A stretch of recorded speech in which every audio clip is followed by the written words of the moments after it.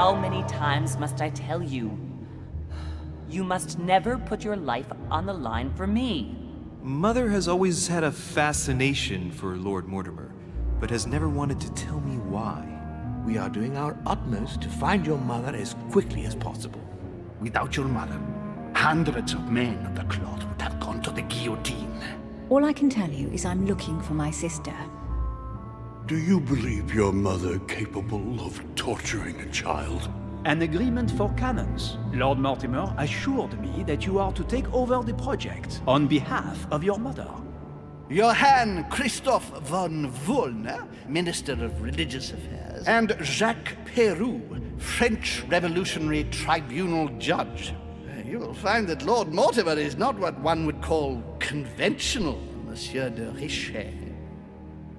Monsieur de Richet, I am arresting you for the murder of Elizabeth Adams.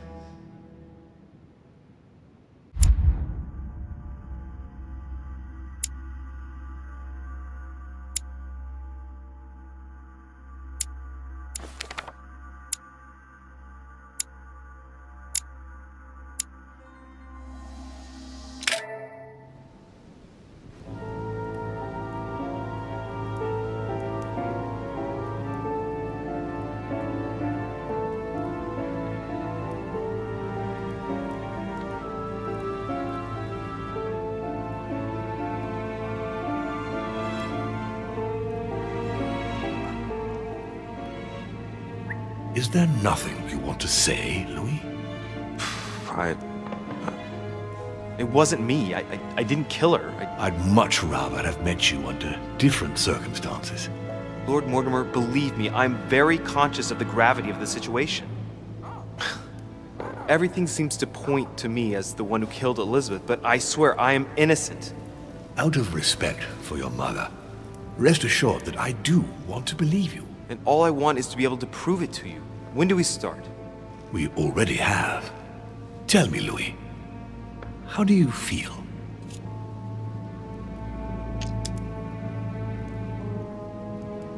I feel like a rat trapped in a maze. Interesting. I beg your pardon? Sarah also felt like she was trapped like an animal. Where are you going with this, my lord? Sarah's behavior grew odd before her disappearance. Her attitude changed. She became to outbursts of violence and a number of temporary absences. I'm just trying to make sure that you don't go getting lost like your mother did. You're not suggesting that I might have killed Elizabeth and that I don't remember, are you? I don't know, Louis. It's just that what with your mother and now you, it's rather a lot. The more I take stock of the situation, the more I'm under the impression that you've been set up. But before going any further, I must inform you that Sir Gregory is about to arrive. He is coming to question you about the murder of poor Elizabeth, whom he was very fond of. He is quite determined to find the culprit, whomever they may be. So, convince him of your innocence. Then we can continue this conversation. William, I would like to see you a moment before we begin. In private. Let's step outside a moment. Louis, this will only take a few moments.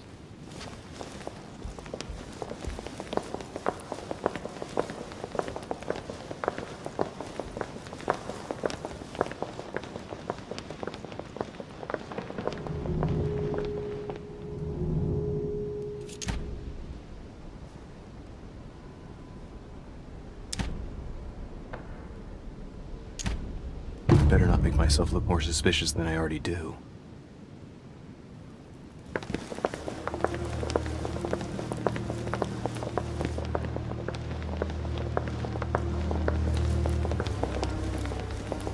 Good evening, Monsieur de Richet. Likewise, Sir Gregory.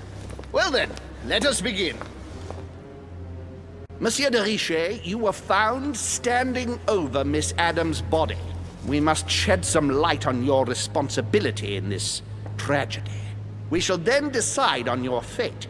But you must know that if you do not convince us of your innocence, It will cost you dearly. Now you are going to tell us everything that happened last night, without leaving any detail out. First things first, how did your evening begin? I was in the corridor and I was going to bed.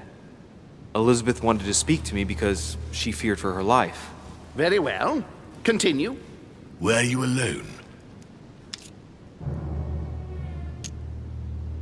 No, I was going upstairs with Duchess Hillsborough, and we were walking towards our rooms when Elizabeth suddenly appeared. We were heading for our rooms when Elizabeth burst into the corridor, barely dressed. She was panic-stricken and insisted on speaking to me. So I found myself in Elizabeth's room. We sat down together. She insisted we have a drink, or she would refuse to confide in me. What exactly did she want to speak about at such a late hour? She was distressed. She just found out that I was Sarah de Richet's son and sort of insisted on telling me about the horrors my mother made her suffer. She was convinced she was going to die. It turns out she wasn't wrong. And what happened next? Then she told me she had poured laudanum in my glass. The next minute I was on the floor.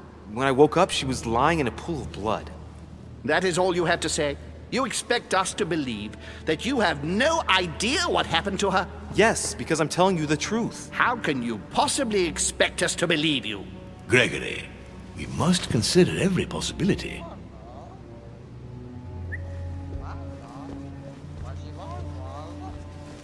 Louis, do you have any idea who could have done it?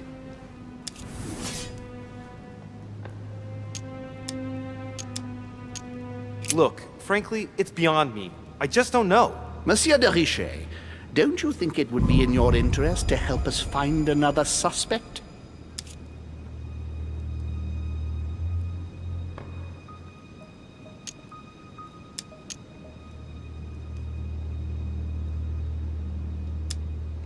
Why don't you ask him where he was last night? Monsieur Peru, what would his motive be? Do you have any proof? No, not exactly, but he'd already roughed her up once. Monsieur de Richet, you should not accuse the first person to come along without at least some proof. I'm sure you are worthier than that. Can you think of anyone else? Let's finish this, William.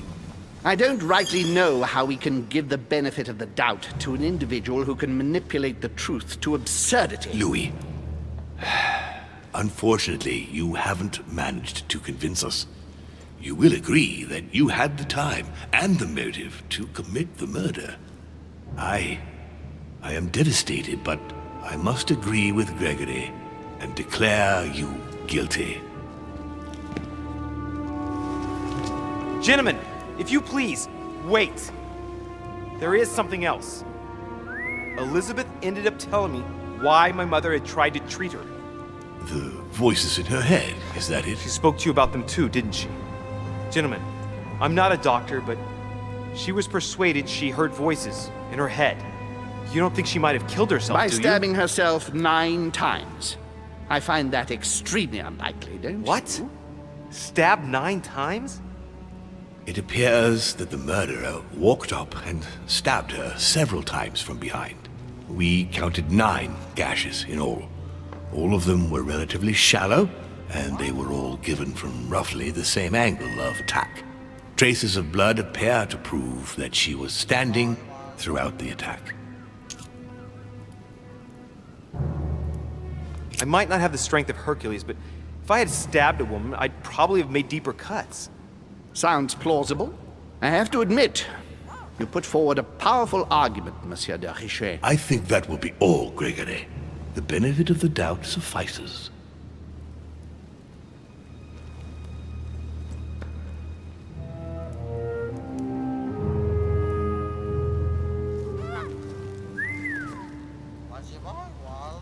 I would like to thank you for helping us shed light on what happened last night. To be honest, you are not the only suspect. I'm prepared to believe you were drugged. Our poor Elizabeth hid the stuff everywhere, and I could smell laudanum on you 3 yards away. So you knew it wasn't me from the start? We weren't sure. Louis, I am sorry, but everything points in the same direction. I only know one person on this island who might have had a big enough grudge against Elizabeth, who has no alibi, and whose behavior is, well, suspect. Not to mention dangerous. Tell me what happened before my arrival. I think I've been patient enough. You don't need us for any of this. So come along, Monsieur Peru. We are leaving.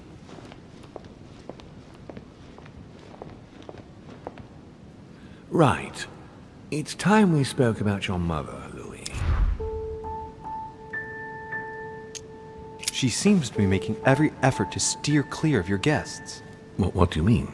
For the past few weeks, my mother's been playing cat and mouse, if you will. I don't know why, but it wouldn't surprise me to learn that she's trying to avoid someone. The question is, who? And in your opinion, would she be the cat or the mouse?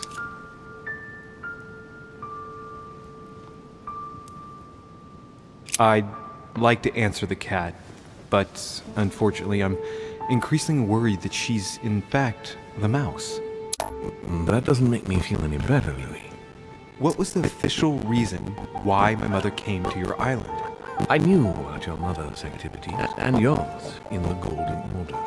I thought we had everything to gain by working together. You mean the canon deal with Monsieur Bonaparte? Among others, yes. How did you hear about that? Monsieur Bonaparte came to speak to me about it yesterday, during lunch. I see. So impetuous. He was supposed to let me speak to you about it first. Our friend Napoleon desperately needed financial backing to properly equip his army. I took it upon myself to back him because I have a firm conviction that he can go far. Yet he told me that you had spoken and that you hadn't been able to reach an understanding. That's putting it mildly. Monsieur Bonaparte is one of those guys who only understands people who think like he does. Ah, I see what you mean. He is indeed rather inflexible when it comes to certain subjects. But I am still of the opinion that you can manage to get along. We shall see. However, there's one thing that surprises me. Did my mother intend to finance a war? I'm not sure that I follow. No, your mother's aim was not so much to partake in a war, but rather to make Monsieur Bonaparte accountable. France is in turmoil. Having support of a military man can often come in handy, Louis. You'll see. Once this deal was closed, I had big plans for Sarah. Such as what? You see, I've invited several influential figures on my island to present them with a project at the conference. It will be presented later today. I thought that the Golden Order had a role to play, and I still think so. I was hoping Sarah would be able to join us. I see. Indeed, if by chance your mother decided not to return to us before the conference, would you do me the great honor of attending? If only to follow the deliberations while waiting for her to duly take her seat. Why not? We shall see. Thank you so much. In this way, you'll be able to keep your mother informed of what is said. There's something else I'd like to quickly go over. Earlier, you asked me the official reason for your mother's presence here. Is there an off-the-record reason why your mother came here?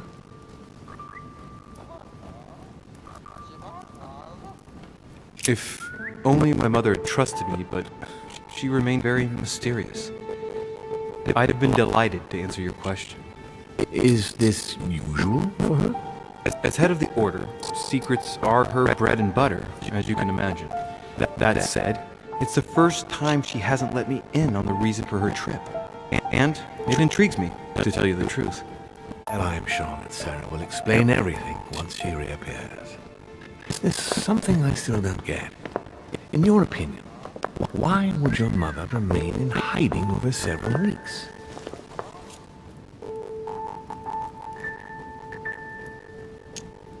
Maybe she found something out. What do you mean? My mother has a gift for investigating. If she had picked up a lead, nothing would have stopped her. The only thing I can tell you is that Sarah had indeed changed. At the beginning of her stay here, we enjoyed spending time together, solving the world's problems. You seem to know my mother very well, my lord. What did you talk about together? Oh, as soon as we had a little free time, we liked to share points of view about practically any subject. We would find ourselves embarked on interminable discussions that could go from Monsieur Blanchard's flight in a hot air balloon to the Treaty of Jersey, or the adoption of the metric system in France last year, or even Mr. Eli Whitney's invention in the United States. My mother must have undoubtedly taken great pleasure in these exchanges. She always was one to appreciate broadening her knowledge. I'm surprised she didn't get you started on the Crusades. It was her favorite subject. Are you joking? Sarah and I spent entire days together reliving them. It so happens that the Crusades are also my subject of predilection, especially the third. My ancestor distinguished himself brilliantly during the siege of Saint-Jean d'Acre.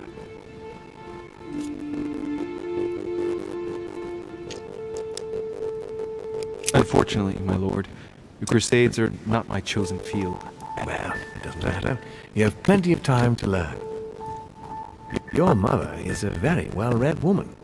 You're quite lucky to have her as a model, Louis. Yes, I know, but I'm still very worried. I must admit, there are worse things to worry about now, Louis. What do you mean? Since she disappeared, your mother has been seen once. Her behavior on the evening of your arrival greatly surprised Gregory and myself. She resurfaced to attack Emma, Emily Hillsborough's twin sister. And she shot her with a pistol. Then, before Gregory could intervene, she ran off and disappeared again. I beg your pardon? Hang on. That means my vision on the wharf, it was actually happening inside the manor. Mother shot Emily's sister? The very person she came looking for? Why would she do that? Excuse me, but between that and the childhood of Lady Adams, it's all a bit much for me to cope with. I need to piece it all together again to see things more clearly. You said that you spent a lot of time talking together at the beginning. What happened for that to change? I'm afraid I haven't much to tell you. The more the days went by, the more she withdrew into herself. She never gave me an explanation, until the day came when she purely and simply disappeared. Where did she go when she wanted to be alone? She would shut herself away in a room we use as a box room upstairs. Would you allow me to go there? Naturally, Louis, of course. I'll send you a servant to open it. Thank you. One last thing, although I don't know if there is a connection. I'm listening. A gate was forced the other night near the wharf. Nothing serious, just a few small things damaged. Sorry, my lord, but I was searching for leads to my mother. I thought I was hot on her trail and didn't take any precautions. Well, you could have reported it to a servant. But never mind. I shall put it down to your ardor and anxiety. However, please try to respect my state in future. I certainly will. Please accept my sincerest apologies. That's all I can tell you about the disappearance of your mother, Louis. I would like to have been more helpful. I shall stay on her trail and follow up any leads. Thank you. We will meet later on to welcome our last guest. In the meantime, I shall get someone to open the box room upstairs for you. Thank you.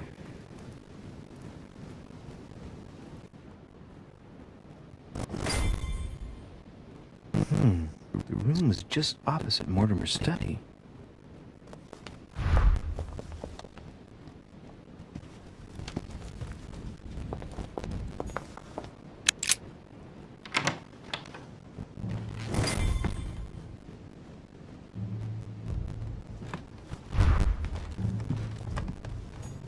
There are burnt papers in the chimney.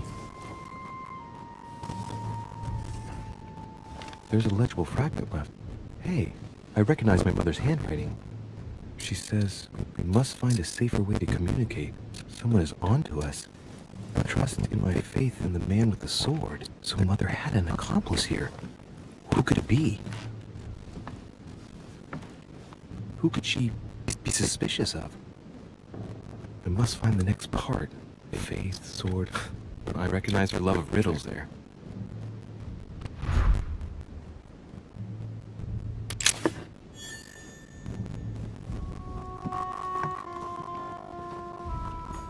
Dante's Paradise. Raise your head and be reassured, for what comes up here from the mortal world must ripen in our rays.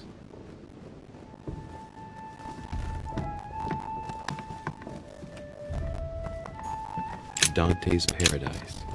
Raise your head and be reassured, for what comes up here from the mortal world must ripen in our rays. St. Paul on the Road to Damascus by Caravaggio. Caravaggio attained a magnificent command of black and play of colors too. Paul facing an ordeal, the curtains of his illusions being raised, and receives the light from his Savior.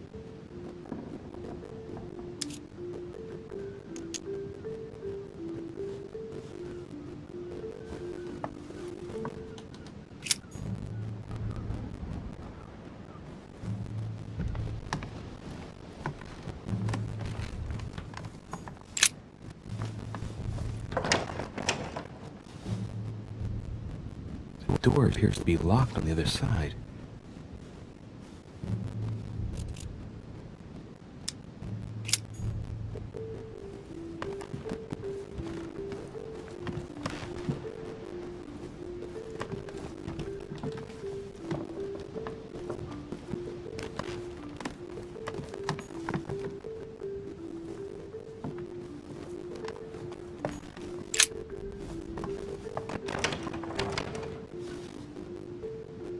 The door appears to be locked on the other side.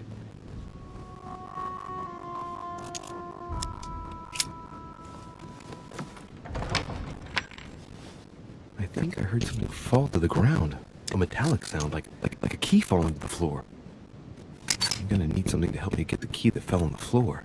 The door was closed from the inside. Would Mother have provided something within reach to recover it?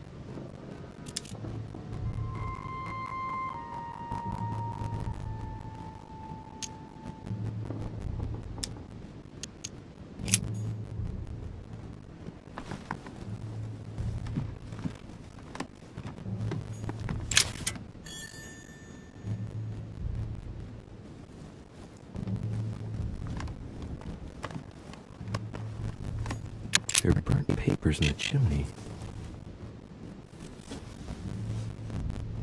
There's a lead fragment left. Hey, I recognize my mother's handwriting. She says, we must find a safer way to communicate. Someone is onto us. Trust in my faith in the man with the sword. So Mother had an accomplice here. Who could it be? Who could she be suspicious of? I must find the next part. Faith, sword. I recognize her love of riddles there.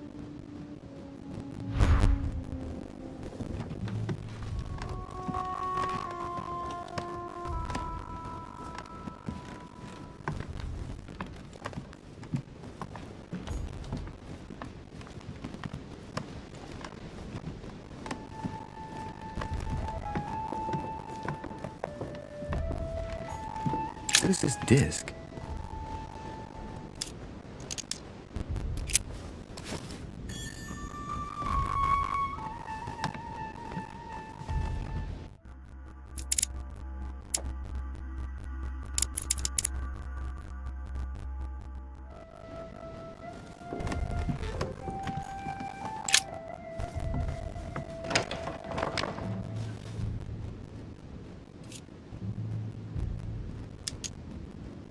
Let's see if it works.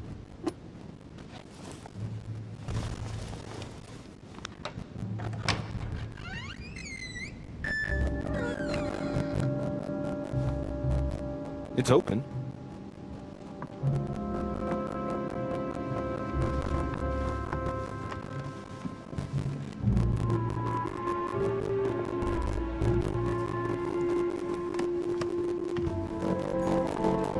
chest with the occult symbol representing air.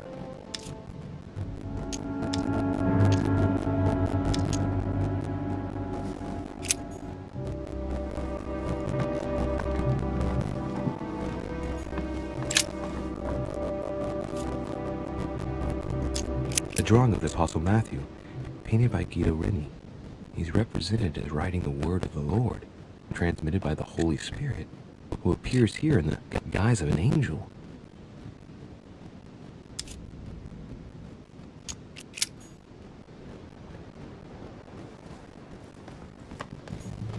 The New Testament.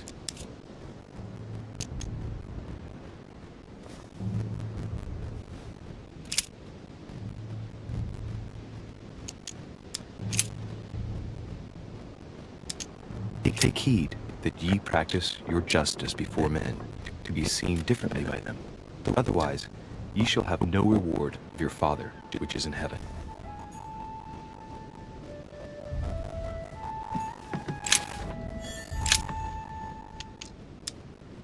St. John, painted by Guido Reni.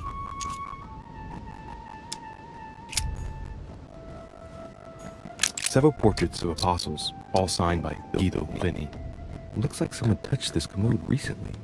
There are fingerprints on the sheets and in the dust.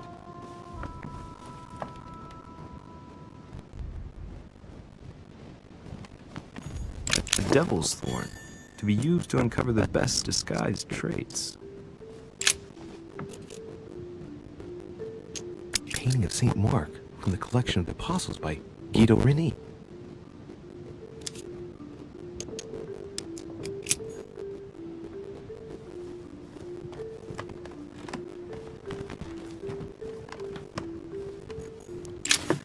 St. Paul, painted by Guido Reni. St. Paul is shown holding a sword. Strange. There's hardly any dust, as if the painting's been cleaned recently. There's a small inscription engraved on the frame. Let's take a closer look. This is how Paul spoke to his pilgrims from Rome. Just above that, someone's written down the figure 11 on the painting and underlined it twice. Well, what does that mean?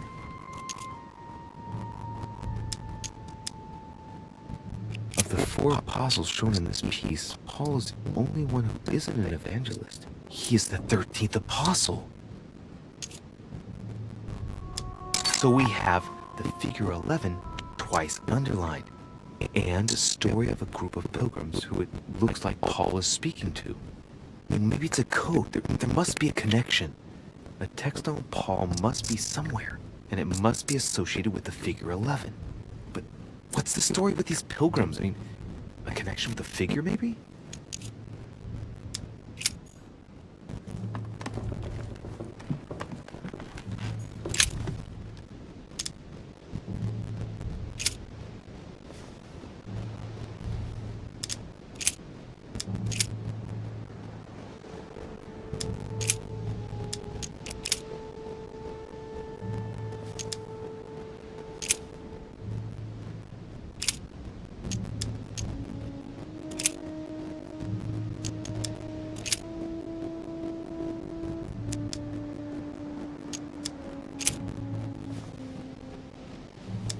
I say then, have they stumbled that they should fall?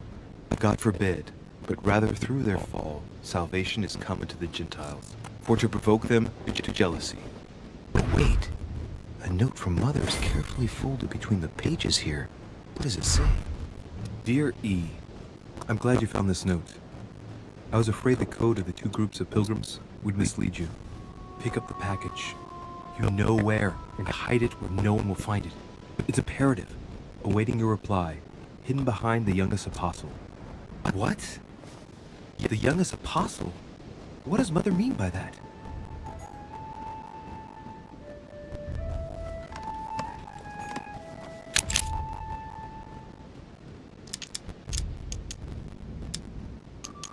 St. John is the only apostle painted in this gallery who hasn't got a beard.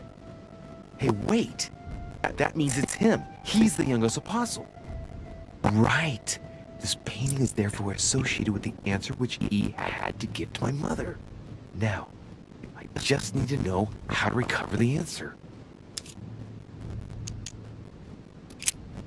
painting looks like it's been taken down recently. But wasn't my mother said that she would wait for an answer hidden behind the apostle? Ah, of course. There's something written behind the painting. On the second day, the pilgrims will listen to the prophecy of the young apostle. They shall add 1 companion to their left and 3 to their right to complete their rank. What does it mean?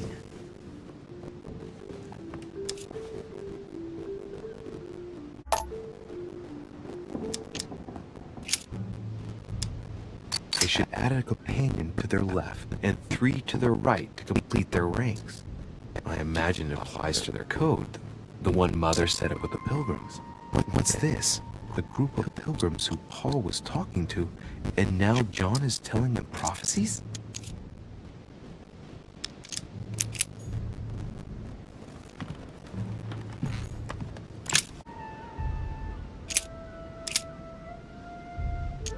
And the woman was given 2 wings of a great eagle, that she might fly into the wilderness, into her place, where she is nourished for a time, and times, and a half a time, from the face of the serpent. Hey, a new note. It's been folded carefully in the corner of this page. The writing, it's not my mother's. S. I found the book in your effects. I've concealed it where no one can get their hands on it. I can assure you, awaiting your instructions, I will hear your reply like he who hears the angel. Hears the angel? What does that mean? Oh, it's probably the place where she was expecting to get the location of the next note.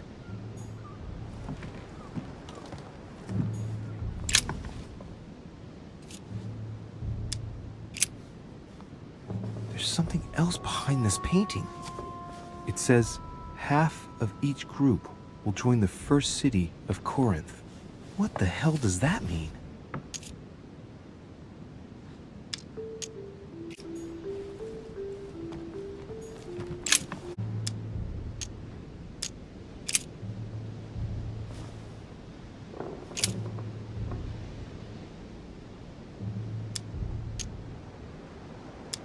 Now, therefore, there is utterly a fault among you, because ye go to law with one another.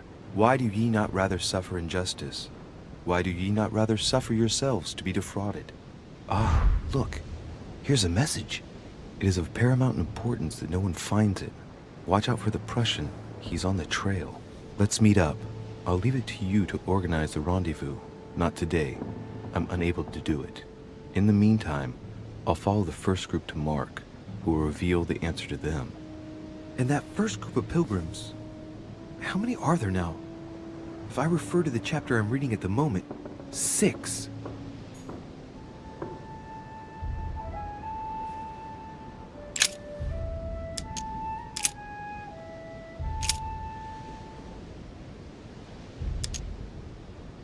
Then came together unto him the Pharisees, and certain of the scribes, which came from Jerusalem.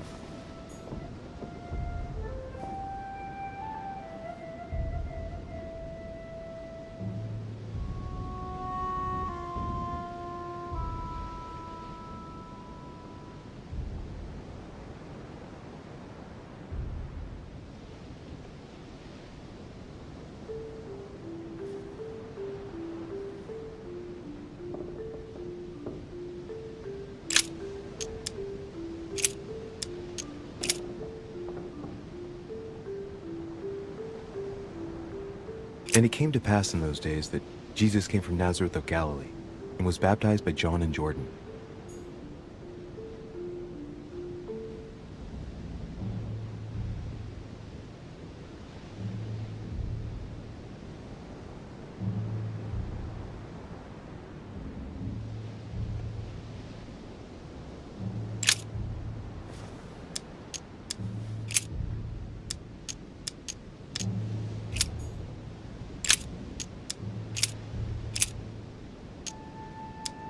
And behold, there cometh one of the rulers of the synagogue, Jairus by name.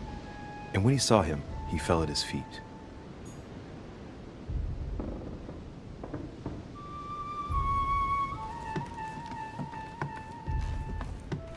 St. Paul painted by Guido Reni.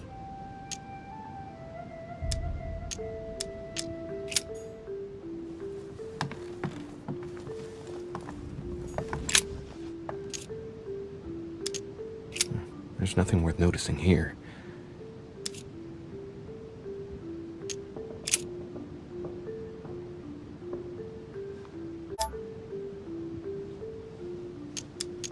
It's too cumbersome for me to unhook here, but judging by the dust, it hasn't been moved for months, if not years.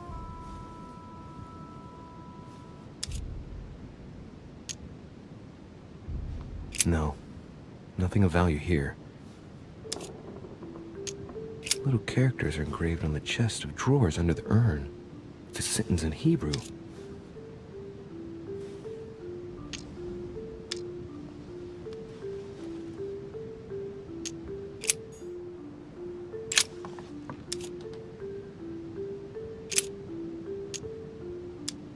There are finger marks, deliberately drawn in the dust. 8 in all.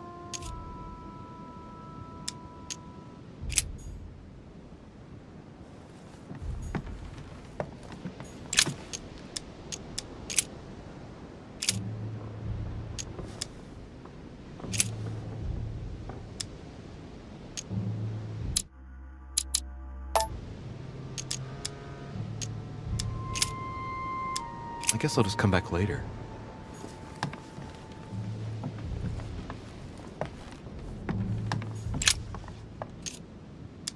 Painting of Saint Mark from the collection of the Apostles by Guido Reni.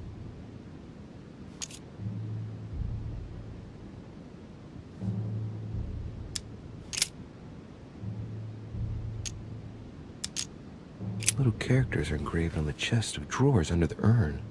It's a sentence in Hebrew.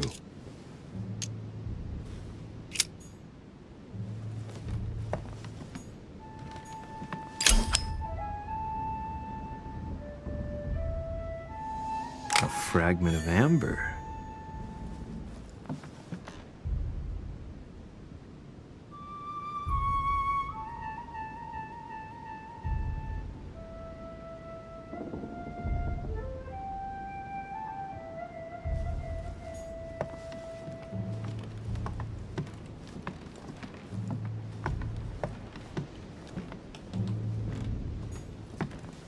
A chest with the occult symbol representing air.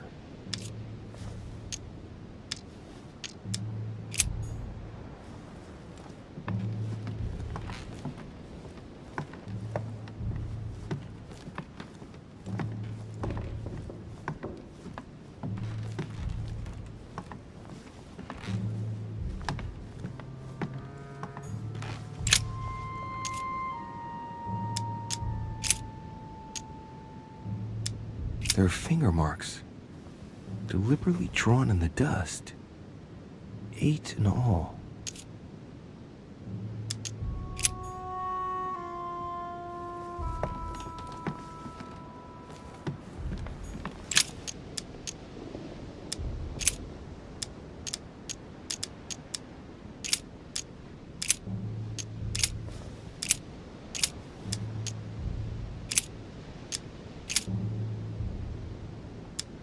And he became very hungry and would have eaten, but while they were made ready, he fell into a trance. Hey, there's a note here.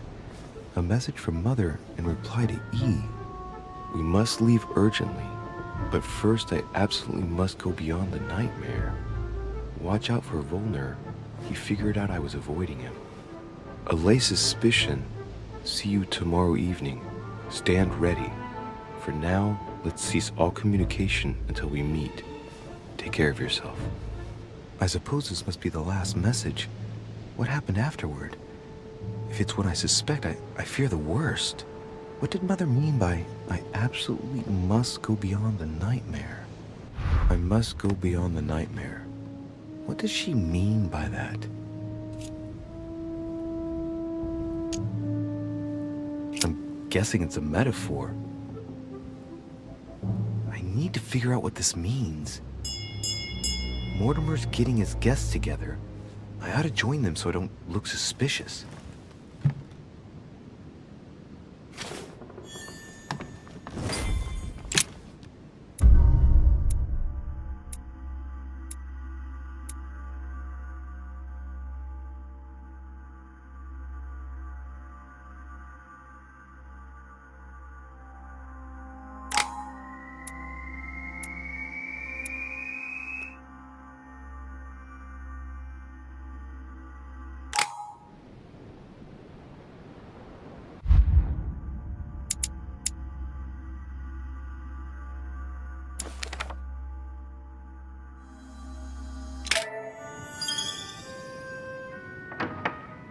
It's time I went back and joined everyone in the small salon.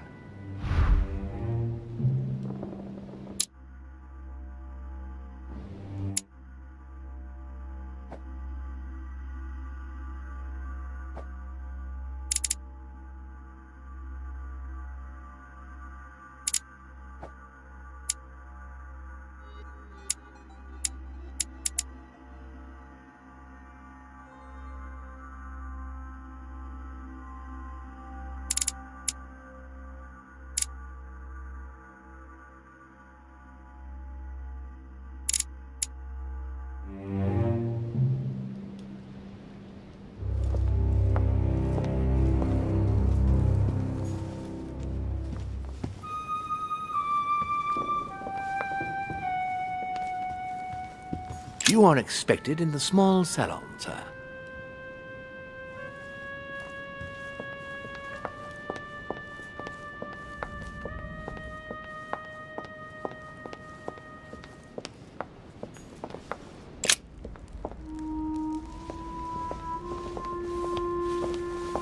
Emily, I must speak to you. What's the matter, Louis? I have news about your sister. What have you found out? Look, I've started piecing together the events leading up to my mother's disappearance and your sister's. Did my mother know about your secret? Yes, even though I belong to the English chapter, her rank in the Order gives her access to a good deal of personal information. It must have been Emma I saw in my vision. I was given to understand that my mother and your sister bonded during their stay.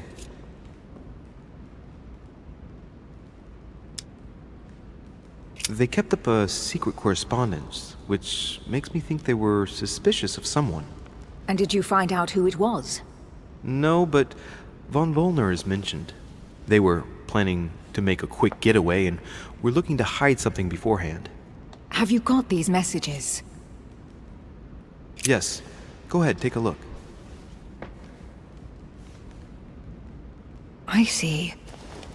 I must say, thanks for your honesty, Louis. Should I speak to her about my vision? If what I saw is true, she might want to take revenge. I better keep that to myself for the time being. Come, Louis. They're waiting for us.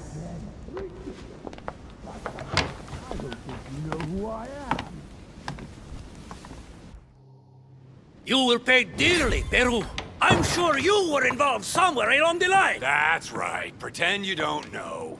One piece of advice. Don't travel through France on your way back, or it'll cost you dearly. Calm now, my friends. Let's calm down. Everyone seems to be a little unnecessarily heated. Don't forget where you are, please. What's going on here exactly? Sir Gregory called us together to introduce the last guest. But hardly had we arrived when he set upon Monsieur Peru.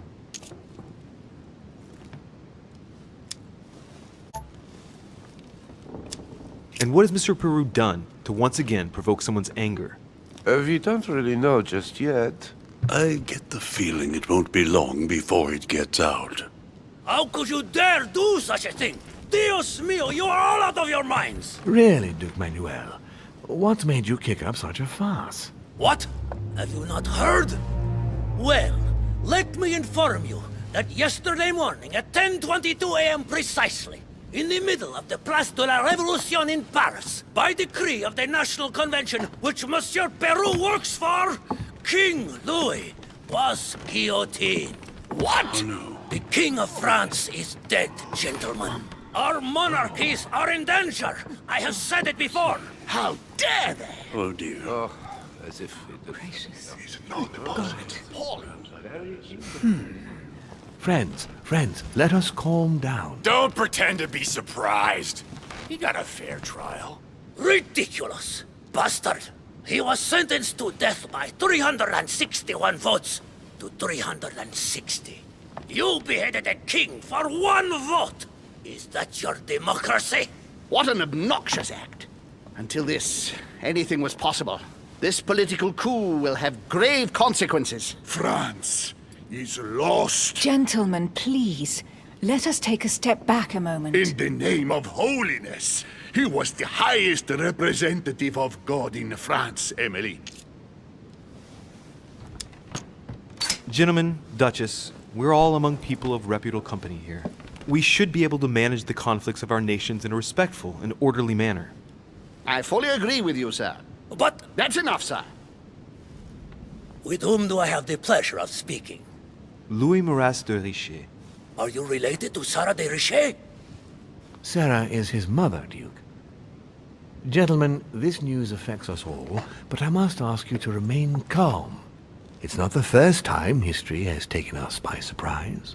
Let's ensure that our respective countries are allowed to respond appropriately to this news. Oh, rest assured. The response will not fall short, my friend. Good for you. Well, Your Grace, here I was preparing to introduce you as is proper, and you've beaten me to it. I'm delighted that we are all together at last. Our meeting will therefore be able to kick off shortly. I have just a few more little preparations to take care of before you all find out the reason for your presence here. In the meantime, I shall leave you to get to know one another. When you hear the bell, please proceed to the conclave room on my left, behind that door. I'll see you later.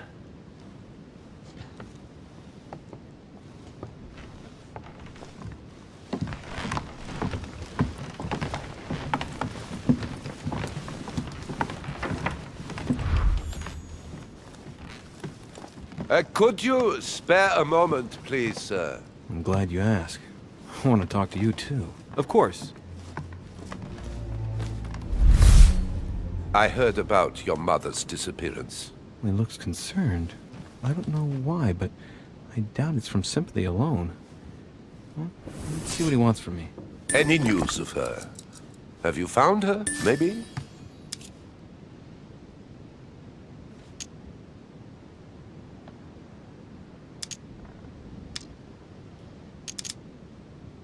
Hear you speak, it sounds like you and my mother were close. Let's say I hold your mother in high esteem, yes. We were even planning to work together. That's what he was getting at. Did she tell you about our arrangement?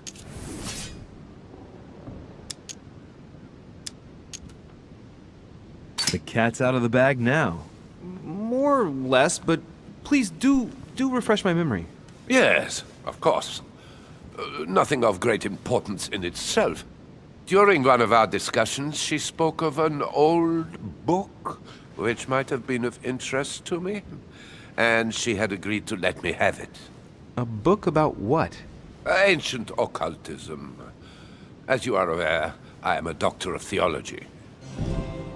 You might have come across some old books in her belongings, perhaps?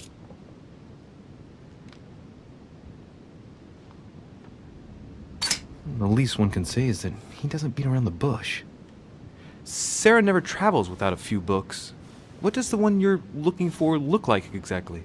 It resembles a grimoire.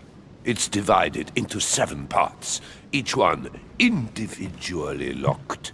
It was made in such a way that if someone tried to tamper with it, the sheets would be permanently tarnished. It's a unique copy. There's only one.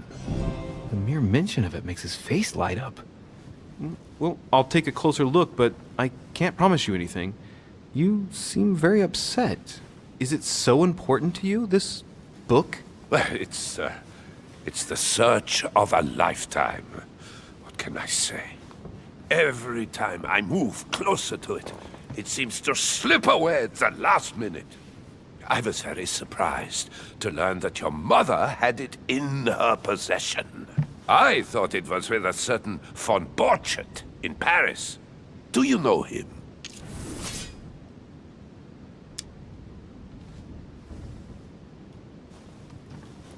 I've never heard of him. I'm sorry. I haven't been much help to you. Well, too bad. I hope I've been able to satisfy your curiosity, Mr. von Volner, and that you succeed in finding what you're looking for. Oh, and so do I. And now, what if you told me who you really are working for, instead of keeping up this pretense? I beg your pardon? We both know what you're looking for, von Volner. You're the one who von Borchardt was planning to sell it to. For centuries, All those who have come into contact with the Al-Azif have bitterly regretted it, Monsieur de Richet. You are playing a dangerous game. Please know that I am working for someone who does not appreciate anyone poking around in his business. Let me guess.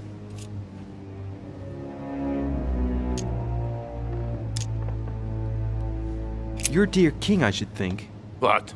You mean Frederick William? Oh, my poor fellow. You are miles away. That stupid, pretentious puppet wields no real power. But seeing as you do not wish to be serious, so be it. Good luck to you.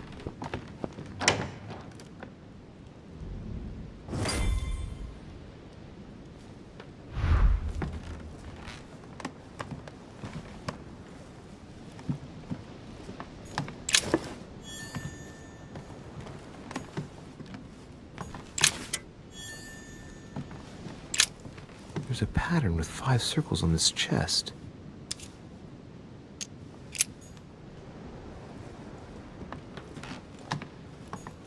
Hey, these look like pages taken from an ancient encyclopedia. Chronicles of the Amber Princes. As I recall, Dorkin was my favorite character.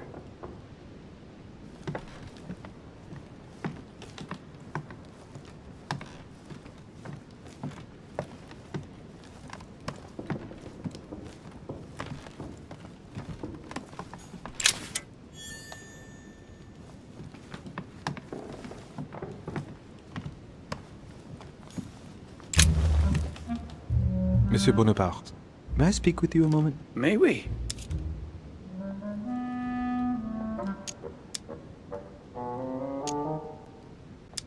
What do you think of Duke Godoy? Well, I'd rather not express any opinion of him.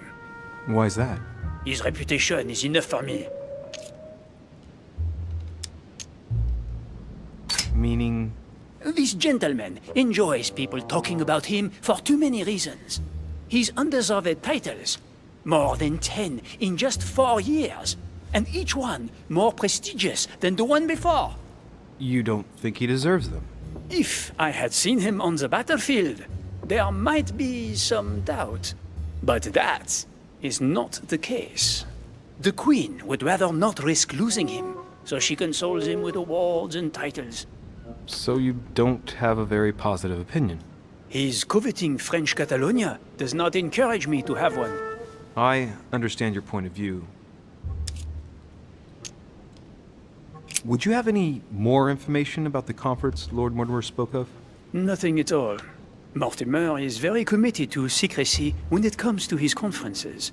But given the presence of Monsieur Peru and ourselves, I think it must concern France to some extent. Otherwise, I doubt he would have invited 3 Frenchmen to his table, huh? Does expression "go beyond the nightmare" mean anything to you at all? Well, metaphorically, yes. It sums up the career of a soldier quite well. I doubt that is what you want to hear, though. Indeed. That's surely not what I'm looking for. Well, monsieur, if you are looking for a phrase book, Lord Mortimer must surely have one, given the number of books he has. You ought to check in the library of the tower. You never know. Well, I'll be leaving you now. Shall we meet up again later? Wait, monsieur. Any news of your mother? Unfortunately not, no. I hope to speak with her about my deal before I leave. Let me know if you find her. À plus tard, monsieur.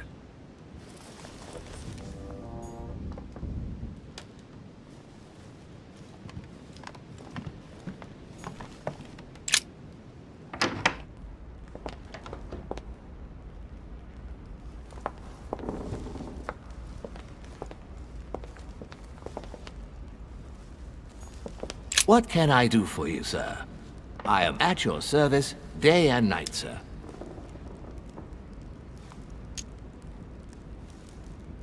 As I was unable to bring my personal effects with me, I was wondering if you could find me a few items. Of course, sir. What would you require?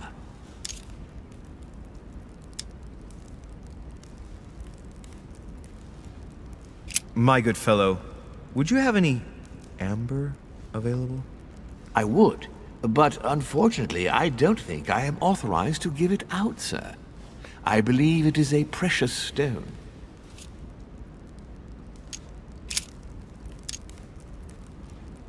You wouldn't have a little golden elixir I could use, would you? Oh, unfortunately, sir, I have orders not to give any of that medicine to any of Lord Mortimer's guests. Some guests are here to follow a very strict treatment. Mixing or combining certain substances would be dangerous for sir. That's fine. I have no intention of swallowing this remedy. You see, I generally use it to put the shine back on my shoes. But maybe you'd rather I ask permission from Lord Mortimer. Where is he? I'd like to tell him about my shoe problem. Sir need do nothing of the sort. There is no reason to disturb Lord Mortimer with this small matter. As you wish. Here you are, sir. I hope sir will have enough with one bottle, as I haven't any more. Oh, I'll make do. It's good of you to get this much. May I do anything else for sir? What's that book you're hiding in your jacket? The Sorrows of Young Werther by Goethe, sir. And I am not hiding it. Hand it to me, please. It is damaged, sir. I would never dare lend sir a book in such a pitiful state, sir. I took it to restore.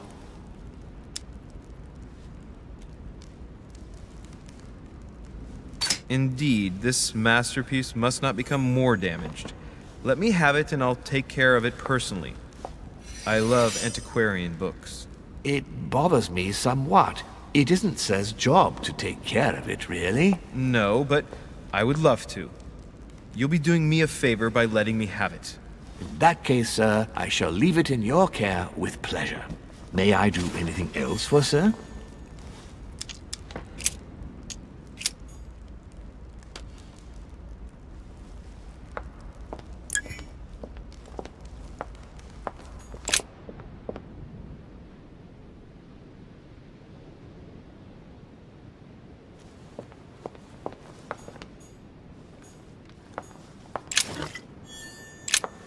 What do you want, Louis? I have a question that might seem a bit strange, but Go on. if I said go beyond the nightmare, would that mean anything to you? No, means nothing to me. Do you mean literally or figuratively speaking?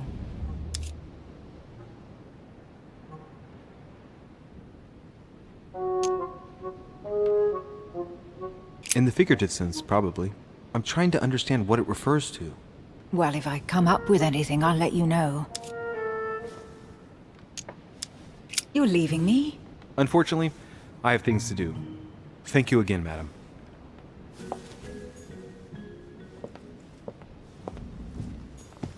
A few leaves out of an old encyclopedia.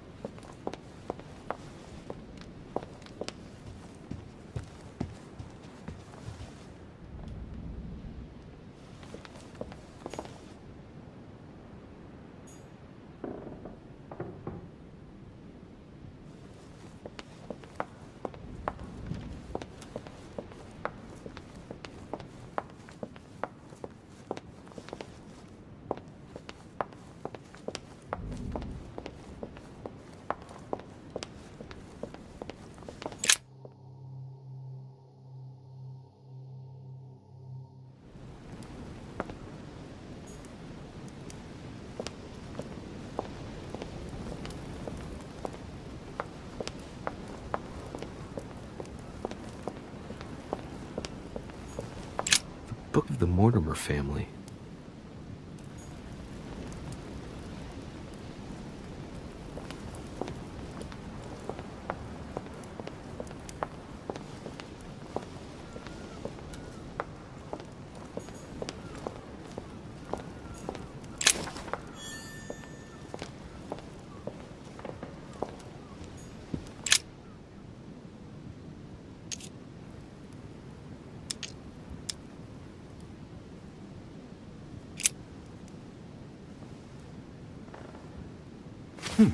Might come in handy.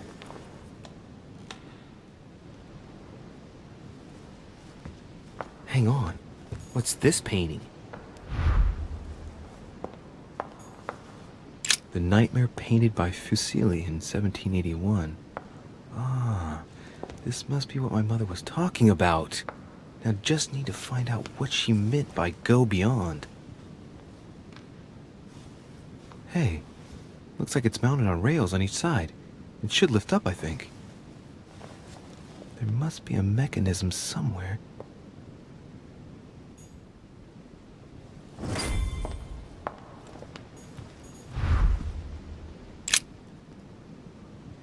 Let's take a closer look.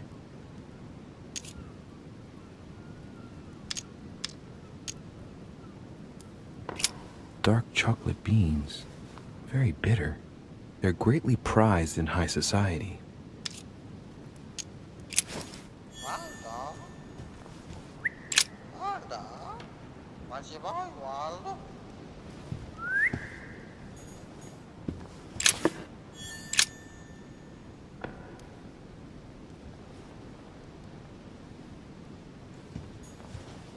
No, what have we got here?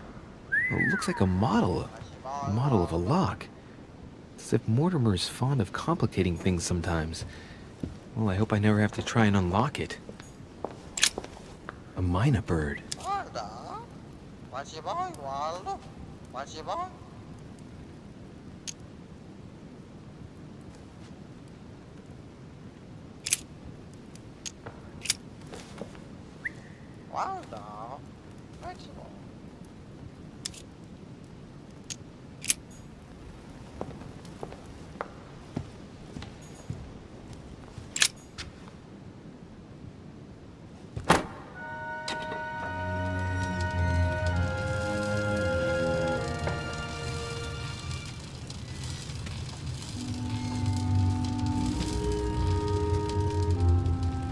Aha! I found it. Oh, what on earth is this? A ring lock now? Great. That's all I needed.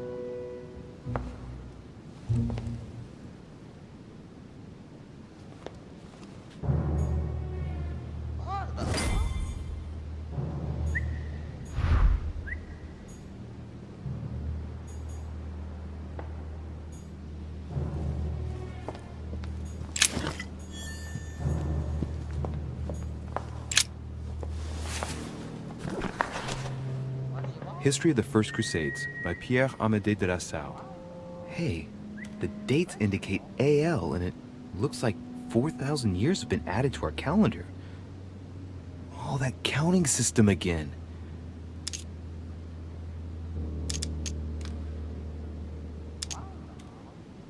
The Crusades took place not long after the year 1000. Here all the dates say 5,000 and something. I'm guessing this dating system begins 4,000 years before the calendar that we use. Yet, I'm getting the feeling that there's something else, another small detail, but what is it?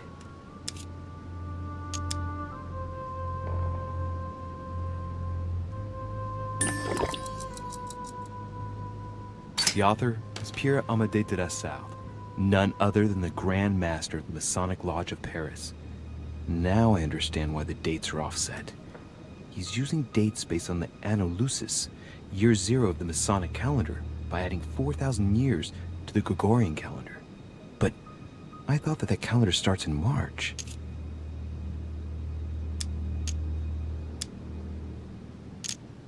The famous call of Pope Urban II. 20 years after the capture of Jerusalem from the Arabs by the Turks, Urban II convened the council. He promises a plenary indulgence to Christians who go and get Jerusalem back from the Turks. The result, the Jewish community on the road to Jerusalem found itself persecuted for no reason.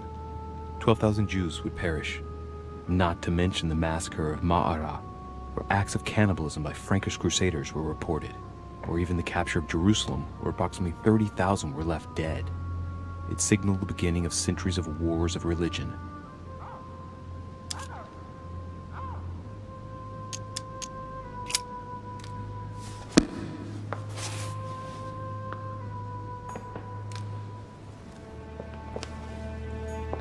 This painting isn't finished, and it looks like Mortimer probably did it. Not bad, but you can't exactly say it's been done in the style of the period. Now, what have we got here? Well, it looks like a model of a lock. It's as if Mortimer is fond of complicating things sometimes.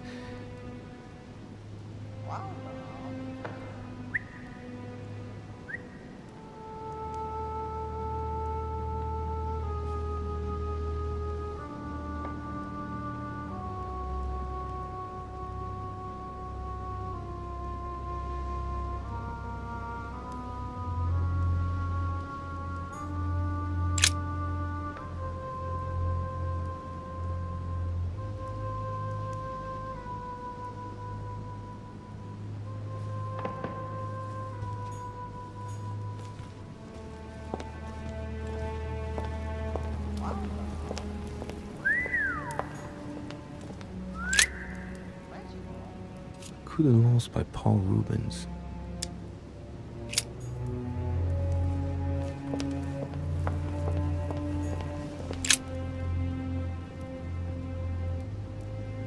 William Alexander Mortimer I, the 12th month of Anno Lucis, 5190. That's a funny date.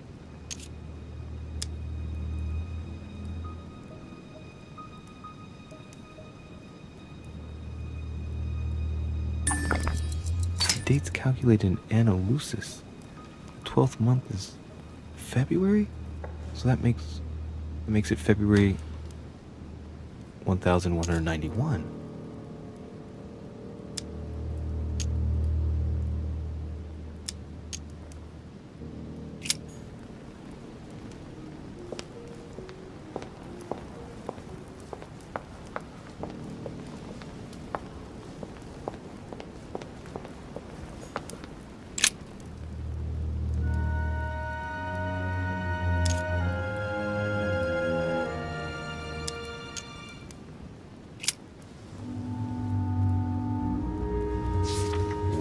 Well, history of the Mortimer lineage. Looks like his ancestors have always sought to improve society and have had an open attitude towards the arts.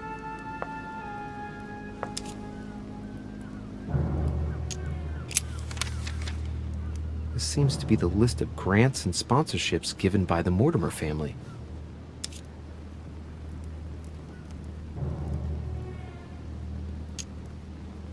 In 1489, the Mortimer family participates in the purchase of the Caravel Santa Clara from Juan Niño, shipowner on behalf of Don Luis de la Cerda. The vessel will be renamed La Niña.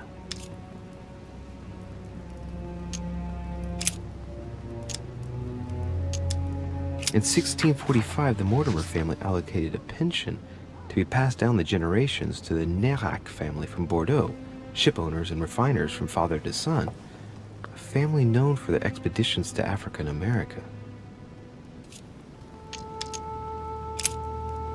In 1567, the Mortimer family financed a brickworks in Qinhongdao in China, fitted out with 51 furnaces 3.5 meters high, in guise of a protocol gift for Long King, the emperor of the Ming Dynasty.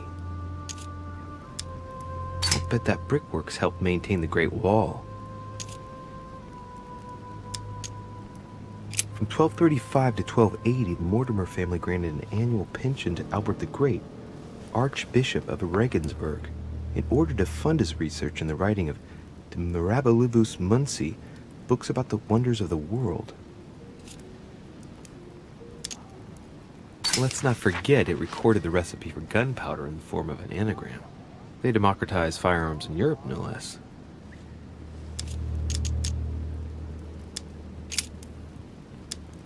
In 1513, the Mortimers financed the expedition of Ponce de Leon to the New World.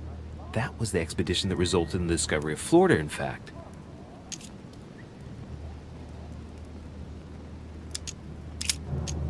In 1635, the Mortimer family sponsored the Academy of Mersenne for 30 years in Paris for works in the sciences and in philosophy.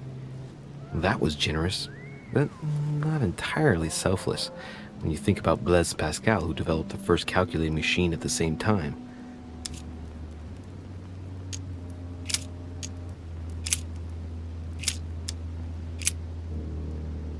Oh, the family tree.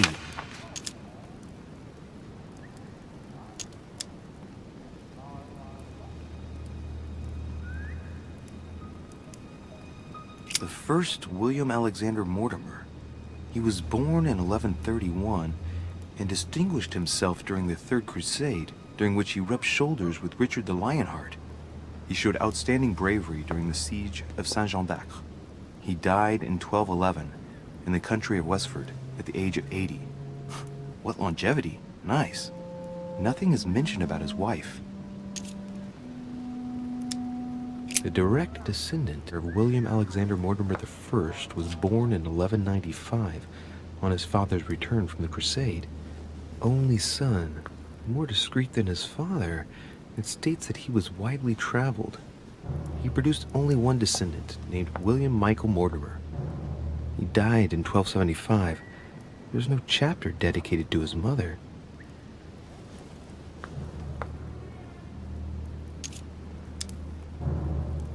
Alright.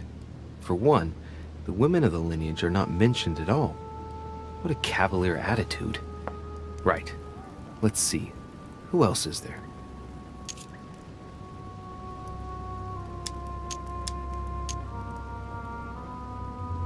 All the descendants are called William Mortimer.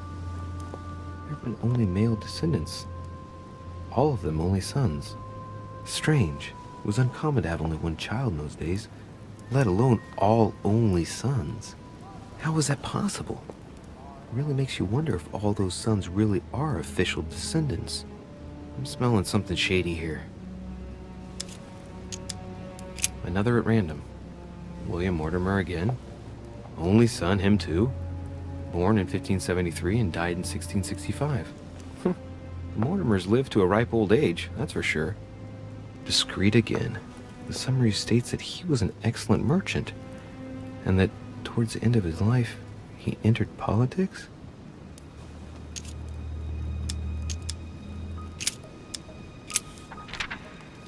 This seems to be the list of grants and sponsorships given by the Mortimer family.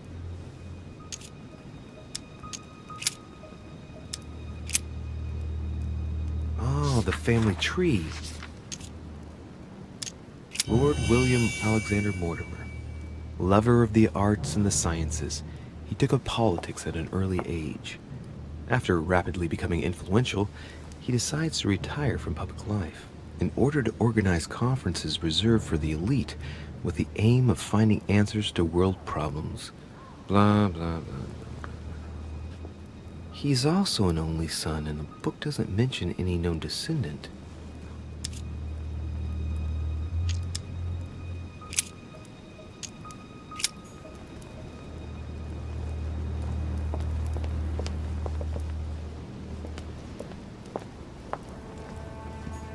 Devil's Thorn.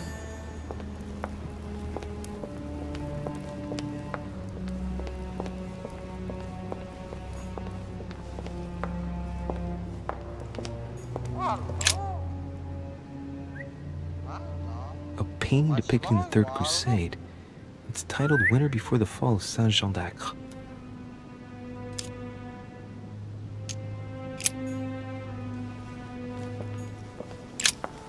A mynah bird.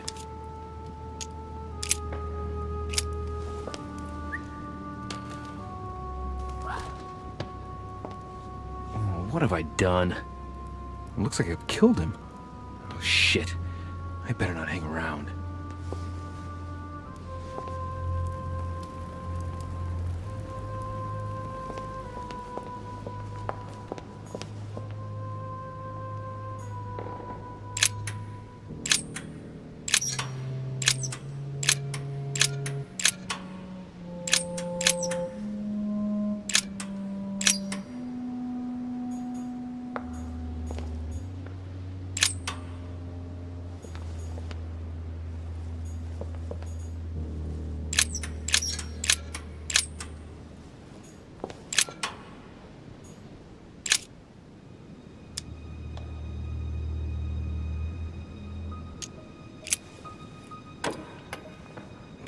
well, I got it wrong. It doesn't matter. Looks like there's a marker on number 1 on the second roller.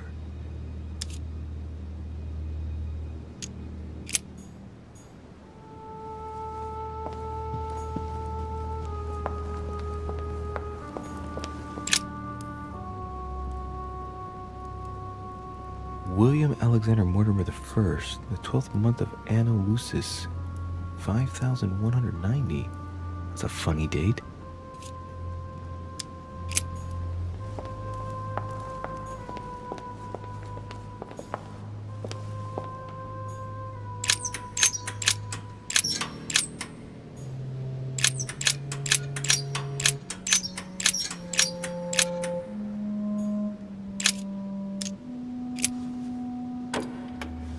Doesn't work, damn it.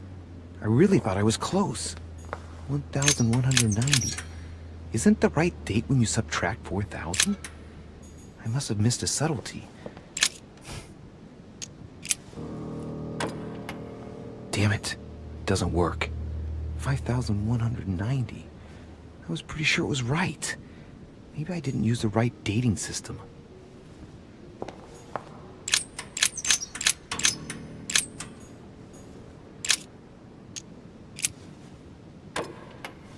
Doesn't work, damn it.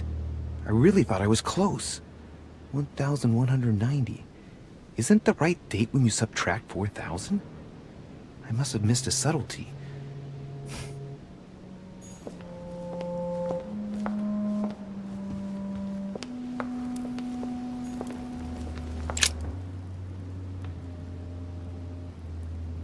William Alexander Mortimer the First, the 12th month of Anno Lucis, 5190. That's a funny date. The date's calculated in Anno Lucis. The 12th month is February? So that makes it February 1191.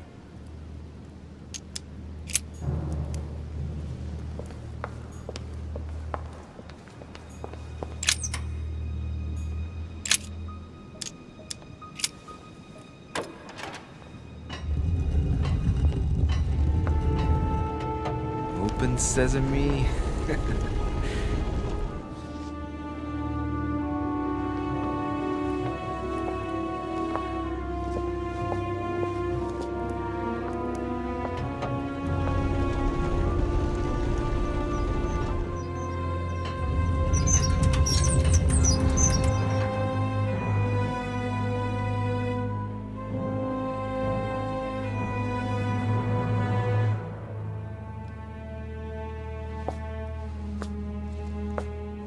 Let's see what you've been hiding, Lord Mortimer.